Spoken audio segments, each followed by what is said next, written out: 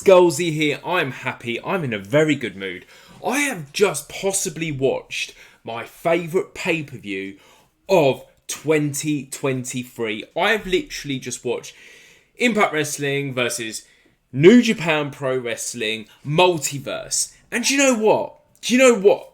I legit enjoyed every single match on the card. Alright?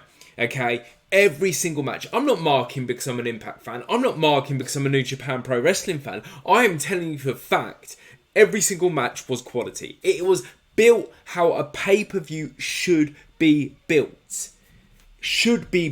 All the special matches were saved for a pay-per-view. And that is one of my biggest get-ups now currently, that we weekly have shows that are mini pay-per-views every single week. Now this is a pay-per-view. This is how a pay-per-view should be. Build absolutely everything. Wild. We have a quadrillion wrestlers that are on the show from absolutely every promotion. Now, I'm going to tell you this. I've got papers. If I make mistakes, I make mistakes. If I get things wrong, I get things wrong. Do you know what I mean? I wrote flipping 8 pages worth of notes, people. 8 pages worth of notes. Okay? And we are going to start with the X Division Junior Heavyweight Division, okay, Showcase Scramble. And it had quality wrestlers. It had a guy called Mallow, I hope I get his name right. We had Kevin Knight, which I love, by the way. One of the best vertical jumpers in professional wrestling. We had Rick Swan, former Impact Pro champion. We had Yokai, I hope I got that right. He was a tag team. He was in a tag team with Leo Rush, I believe. If I get it wrong, I get it wrong. We had Kaz, legit champion. We had Bushi, major fucking ledge. We had Chris Sapien, major leg. We have El Teprasco, major bloody ledge. So all of the wrestlers have ability and credibility and everything you want from a bloody match. The match starts off mental. It's a scramble. There's like, what? 1 billion people there. It starts off mental. There is a joint lockup. Everybody is locking up. We see Knight, Mario Swan do a beautiful rope run, and it finishes off really pretty. It's very aggressive, okay, and very, very pretty. We get a missile drop kick from Knight, and I'm going to tell you this straight, okay. Knight has one of the best vertical jumps. Yeah, better than that geezer in flipping WWE. Better than majority of people. Okay, better than the boys at Private Party in AEW. This guy can do it, and he can go high, and he can go really high. Incredible stuff. Amazing missile drop kick. We see this beautiful concept of Kaz and Sabian, 2 former X Division champions, work together as beasts, as they classically did. Alright, we get everything we want in a match. We get a brilliant slingshot by Kaz tonight. And we see that Mario does this great concept of control. Alright, and he counters one of Swan's cutters, and it was class stuff. Alright, fundamentally, the match was just great. We see a shell shock or a cable shock or whatever you want to call it from Sabian that wins the match. It was a super fun fight. Ended up with Bushi missed in Sabian. Great fight. And it was just a great way to start a pay-per-view. Okay. It was a battle royale fundamentally done properly, and it showcased new, old, heavyweight, junior heavyweight wrestlers, and it also showcased class X Division wrestlers as well. We move straight into this to a TMDK match. Zack Sabian, Shane Hustle versus Moose and Eddie Edwards. Impact. I'm not going to lie, when I saw this advertised, I was confused because I would have personally had Brian Myers and Moose work together, but it worked. Now, one of the things that I want to point out, and it was great because the commentary team pointed out very clear cut as well. The commentary team pointed out that Eddie Edwards, before having this brawler sort of concept that he does in Impact currently, he actually, was a very, very good submission and technical ability based wrestler. Very, very, very similar to Zack Sabre Jr. Okay, and I'm so glad that they put this out because, because Eddie Edwards is sometimes forgotten about in a lot of ways. He is a former Impact champion. He has been with the business for a hell of a long while. He spent a long time in Japan. He was a Killer Kowalski trained guy as well. So he's got everything you possibly need and want for a pro wrestler. This match starts absolutely brilliant. It's the same old concept. If you watched any Ring of Honor recently, if you've watched any New Japan recently or anything like that, you'll see who Zack Sabre Jr. is. You'll see that his ability to do joint manipulation and push upon your weaknesses, okay, to make you lose. And that is how it started, okay? Came in, classic Zack Sabre Jr. But at the same time, we saw both Hustle and Zack working great very early on as a tag team, using their abilities and their concept of Japanese strong style, British strong style, Aussie strong style, if you want to put it out like that, to take the match. We get one of my favourite moves that Eddie Edwards done is a backpack stunner, and he hits this absolutely gorgeous backpack stunner, okay, and he is holding this match great. And he also at this time is got Hassel. He's holding Hassel down. He is taking to the concept of using a lot of tech-based stuff, controlling the arm, controlling the back after the backpack stunner, and it was class stuff. And one of the really funny moments was Zack Sabre Jr., English lad, top lad, love the guy, okay, and he goes, wakey, wakey, mate, and he's going, alright, geezer, wakey, wakey. He's sort of like trying to get Hassel to realise that he needs to start moving his ass. And do you know what? I've got to give it to the lad. He was beating the crap out of by Moose and Edwards for a fair old while. And he held his own. He was still slapping, he was still punching, and bits and bobs like this. And he did everything you needed to do. Eddie slows the match down. He hits a big suplex, okay, and we get into an element where there's a thunderbomb hitting. Hassel and Moose have this lovely little play down, but Moose is just basically lobbing him about in the match. And fundamentally, there was a beautiful inside-out hit by Hassel. But what happened towards the end of the match, and it was disappointing. It wasn't disappointing. I wanted TMDK to win this, and I'm an Impact mark. I actually love these guys. Okay, disappointing thing about it is Moose did hit a spear and beat them, but quality match, absolutely quality match, brilliant match, fantastic stuff. Now I am going to say this now. I'm going to say this now before I jump into the next match, and you can hear how excited I am about this match. This next match has the potential to be my favourite match of 2023 in women's professional wrestling. Currently, my favourite matches are a match between Jordan Grace and Mickie James that happened back in January, Rhea Ripley and Charlotte Flair happened at WrestleMania, the Australian Tour match between Deonna and Shaw. Okay, they're my favourite matches. They're all kind of equal currently, but this match tops it. This tops it. So when we get to December and we go for our favourite matches, this could possibly be bloody one of them. So this match was between Deonna Purrazzo. I keep saying this consistently on Fridays. Deonna is the #1 best pro wrestler in the world. Versus Shaw, somebody that took Deonna all the way through. Momo Coco, alright? Stardom legend, okay? And Julia. She's definitely a top 5 contender for best professional wrestler in the world. 150 bloody %. And everybody that knows me knows my passion for women's wrestling. And what we were looking for in women's wrestling is this kind of stuff. The match was fundamentally always going to be about Julia, okay, and Deonna. Alright, and that is what we all thought, but that was not the case. Early on, we see Julia and Deonna go for it. The two sort of like dons, the two godmothers, the godfathers of professional wrestling. Okay, we saw Shaw go down quite early, but kicked out. We saw Deonna take advantage. No, Julia take advantage of Deonna. All right, but it is broken up very quickly. Momo hits a crossbody and then a beautiful 369, and I thought that was great. When other people use that move, I'm always a bit like, but it was fantastic. Absolutely fantastic stuff. Momo Coco, mate, I'm very underrated, and maybe was personally seen underrated in this specific match as well, right? But she did some incredible elements. She hit a great crossbody outside of the ring. We saw Deonna then go for some sort of like twisty suicide dive. We saw Julia get rolled into the ring, and she nearly gets pinned by Shaw. And Shaw is fundamentally the star of this match. But what ends up happening is we see a absolutely incredible butterfly suplex by Julia on Shaw.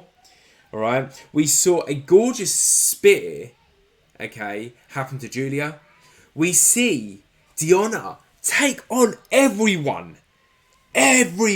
We see this absolutely incredible Spanish fly by Shaw. Right, we get a couple of pins that nearly happen.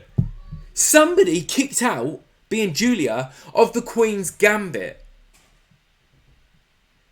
And then Julia fundamentally gets the match with a Northern Lights bomb to win it. And she took down Deonna, she took down Shaw, she fundamentally took down Momo. Momo didn't like it, she had a little strop after the match and there was a little bit of a scrap. But people, this was such a good match. There was loads of stuff that happened in it. And it was super good. I've just spent 3 hours watching this match, this pay-per-view, and I have not been that excited about a women's match maybe since the Aussie tour, Deonna versus Shaw. Just so good, so good. Japanese wrestling, Impact, best promotions, okay, for women's wrestling currently in my perspective. Now we're going to move on to a really fun match. And what happens with professional wrestling, especially with these longer pay-per-views, we get to our middle matches and they tend to be sort of like trying to keep people to watch them. And the two middle matches kept me watching. Let me just check my right. Yeah, the two middle matches. Now, Sami Bloody Callahan is a Impact wrestling legend. He's just generally a deathmatch legend. And he comes out and he's fighting a guy called Doki, maybe his name is. Alright, and I'm not going to lie. I know a little bit about him. Don't know amazing things about him. But Sami comes out, grabs the mic. He's like, hey, Philadelphia. We're in Philadelphia. Okay. And he sort of mocks the lad. He goes, yeah, you got a cute mask. I think Philadelphia is a place for violence and hardcore. And if you know anything about Philadelphia, all right, and if you are my age, you'll specifically know that Philadelphia is the legendary place for death match wrestling. It's the legendary place for E-Suit-Dub. It is the legendary place for everything to do with hardcore, all right? And the ECW arena, I believe it's called the Free something Bingo Arena, whatever it's called currently now, okay, is the place to do it. Okay, and then they call it a South Philly street fight. It gets sort of like turned into something different. And he goes, do you want this, mate? All right. And then he kicks Sami and goes, yes. And then it gets right into it. Dookie, whatever his name is, starts beating the crap out of him, looking for tools underneath the ring. Okay, this is what the ECW arena is built for, mates. This is what it's built for. It's built for hardcore stuff. Okay? And then Sami takes over. Sami, the deathmatch, the hardcore geezer, takes over. And what does he crack on and do? He starts lobbing chairs in the ring. Boom, boom, boom, boom, boom. He pulls out an 8x10, a photograph, and he starts doing paper cuts. And then the crowd's going, you're sick as fuck. You're sick as fuck. And it was just class. It was just absolutely brilliant. The crowd got there. The crowd were jumping upon that level. They were going for it. And there are really cool bits and bobs of this whole thing. When a kendo stick gets pulled out, Sami sort of like does an element to the Sandman, ECW champion. Currently got a Major Bendy out, which I hope they keep in stock because I ain't got no money because I seriously want that. Okay. All right, Major Bendy, Major Wrestling Figure podcast guys that produce them. And then we get a few minutes there, Doku does a Tommy Dreamer sort of element. And we see a lot of thumbs in eyes and all that sort of stuff going on at this point. And Sammy does fundamentally gets the match. He gets the match with doing a cactus driver into a bunch of chairs. And there was loads of bits that happened in the middle. It was super good.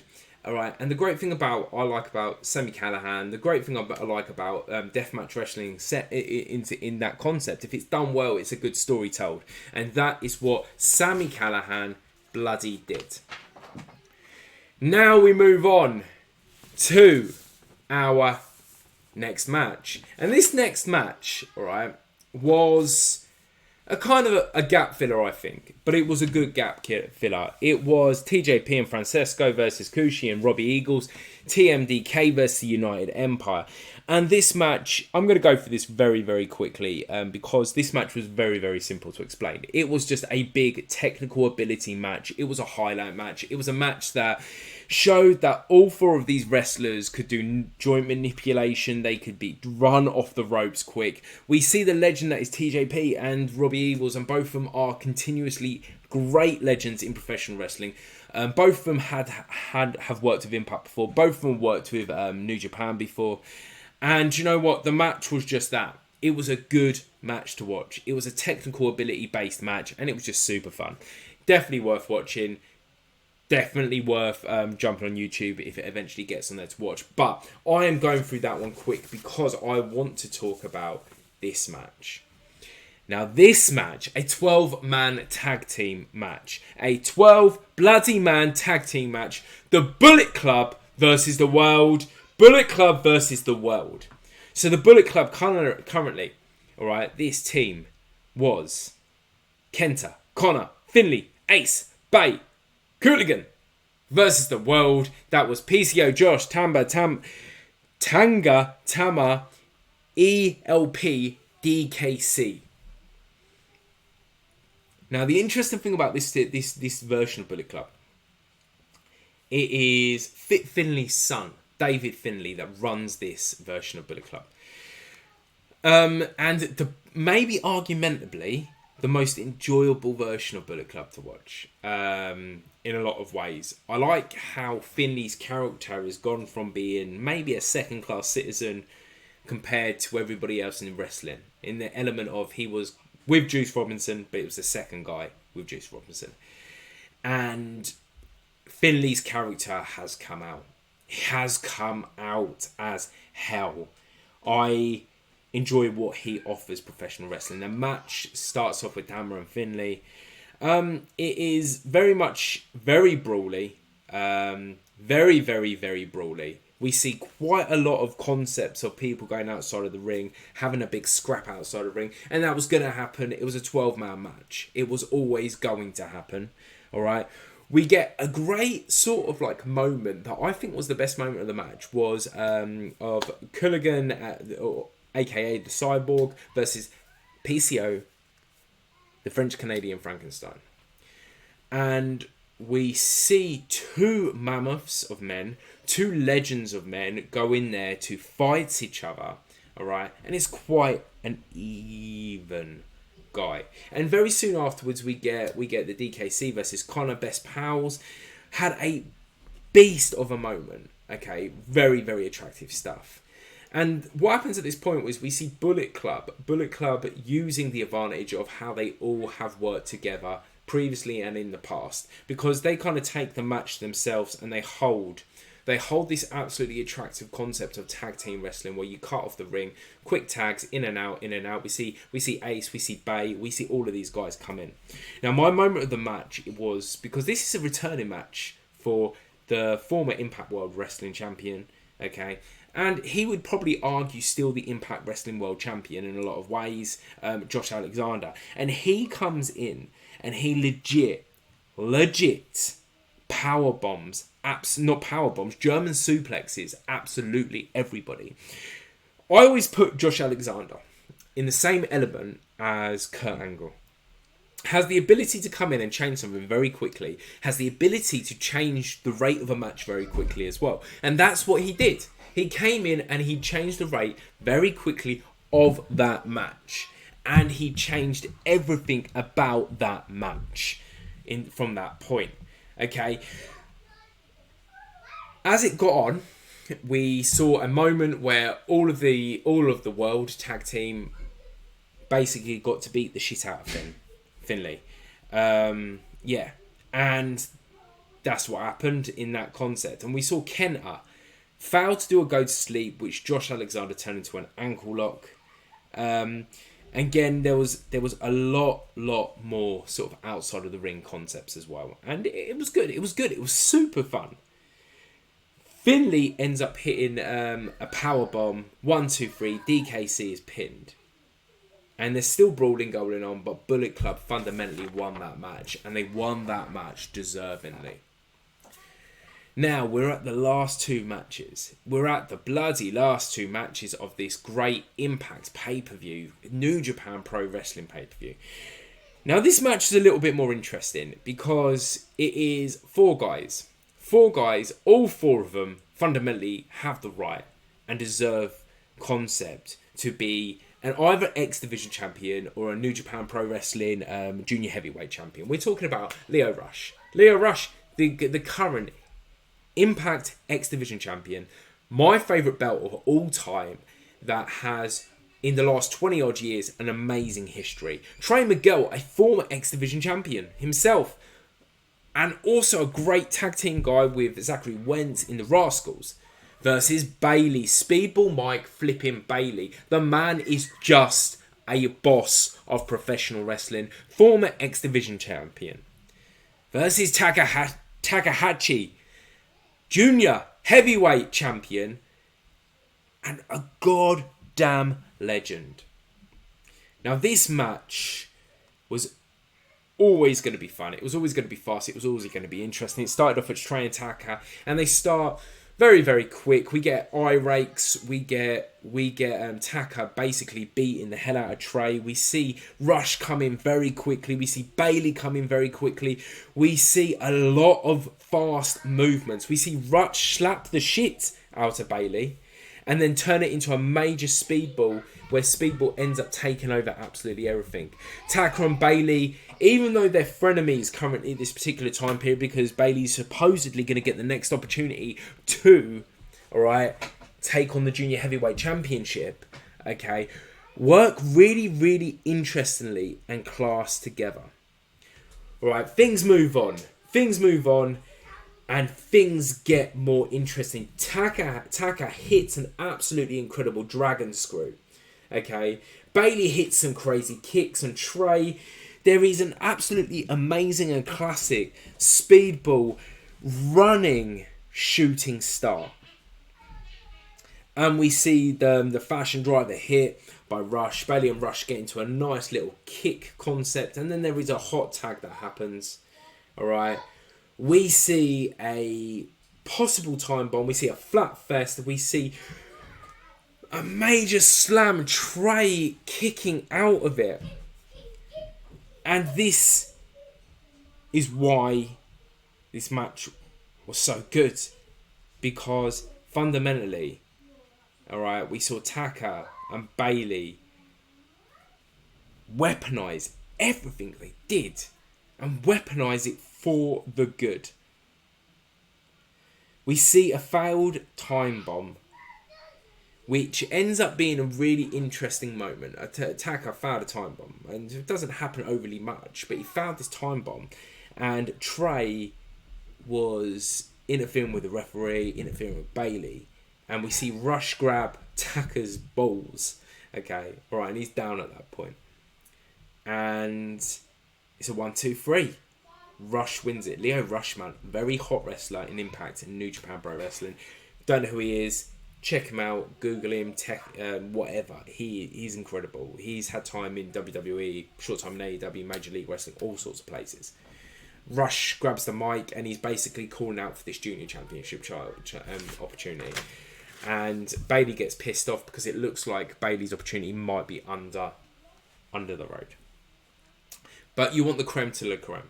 You want the highlights. You want the match of 2 greats. We have Alex Shelley, there is no debate. This is the last match of the show. Alex Shelley, which there is no debate at all, is one of the greatest wrestlers in the last 20 years. Only just got his first heavyweight championship being this year in Impact Wrestling versus Tanahashi. No debate. No debate. And just to prove that I am a bloody fan of his, just to say this, I am a bloody fan of his. Okay? Bloody fan of his. Alright?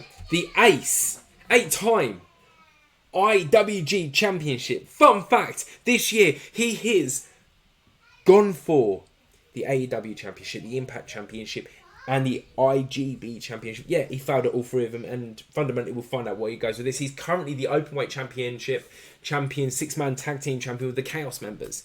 He is probably, in the last 30 years, the greatest wrestler in professional wrestling. Alright? Okay? Don't get me wrong, I don't put my Mount Rushmore because I think about wrestlers that have particularly impacted me, but generally in the God Elite bracket of the top 10 greatest wrestlers of all time, currently in the last 30 years, he's there. He's there. There is no Japanese wrestler that's ever held the Impact belt, and that's an important thing to remember. This is such an important thing to remember. And everything about this match has important concepts, has important elements, and it is so clever. So clever. I could have watched this match alone for 3 hours. Alex Shelley versus Tanahashi. Two of the greats, okay, fighting a match of chess. A match of military tacticianry. Two guys that are tactical geniuses in what they do. Tactical geniuses of what they do. Shelley is known to get pissed off very easily. Tanahashi is known for being mocking you all the way through it. He gets so salty at times, Shelley, okay, in his career, that you're not sure what's going on. But this match was absolutely brilliant. So it starts off, rope run, collar and elbow. Shelley doesn't really know what to do. We jump back into it. There's a good minute and a half where Tanahashi is holding a headlock. And Shelley ends up getting out of it by smashing him about. And what fundamentally happens at that point is Tanahashi gets the better of him. The mentor beats the apprentice, okay, at this point. Alright? And this is such an important concept. Shelley at this point is trying to work out in his brain of how to beat the old dog. How do you take this old dog down, okay, to win this match? Now, have you ever heard the saying that a tiger is most dangerous at the end of their life? And this is what Tanahashi is. He is the most dangerous at the end of his life. This is what the Ace is. He's the most dangerous at the end of his life. And Shelley's trying to work out how to beat him in that concept. So Shelley goes, look, I'm going to go for his left elbow. So we can struggle with doing the cloverleaf later on in the match or something like that. And he consistently goes for that elbow. He targets that elbow so much consistently through this match, like a chess player, like a tactician, and it goes for it.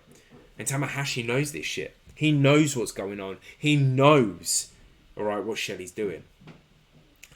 So, this is where it gets very, very clever. Tanahashi goes, in his mind, he's thinking, fine, I'm going to take that left knee down. A lot of what Shelley does is based on that concept, i.e. the Motor City stretch. Okay? And he's trying to get into the mind of Shelley by working like that. And it was absolutely incredible what he's doing. They have fundamentally the same plan, working against each other. We see a lot of double drop kicks. We see a lot of targeting body movements. We see a lot of stretches. We see Shelley's classic move, the sliced bread here, and the sliced bread is great. And he moves straight into the Motor City stretch. And at this point, Tanahashi gets out of it. I think it was a rope breaker from what I remember. Okay, and it moves into Tanahashi going for the cloverleaf, but he doesn't quite have the strength to do it. His knee is done at this point.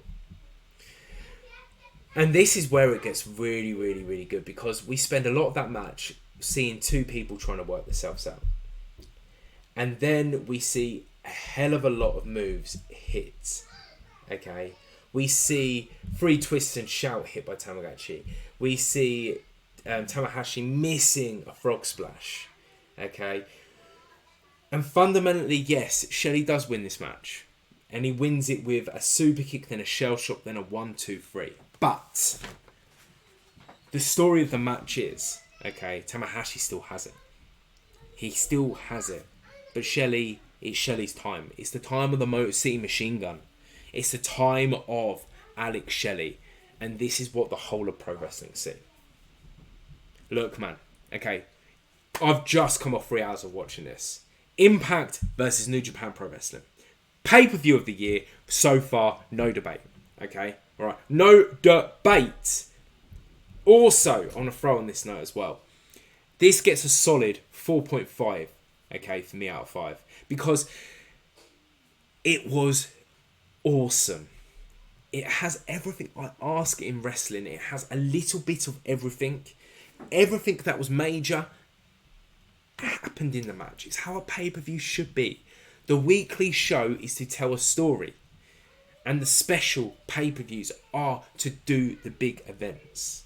But listen, guys, you heard it here. You heard it from Scholesy. It is a solid 4.5. Peace out. Thank you if you have been watching.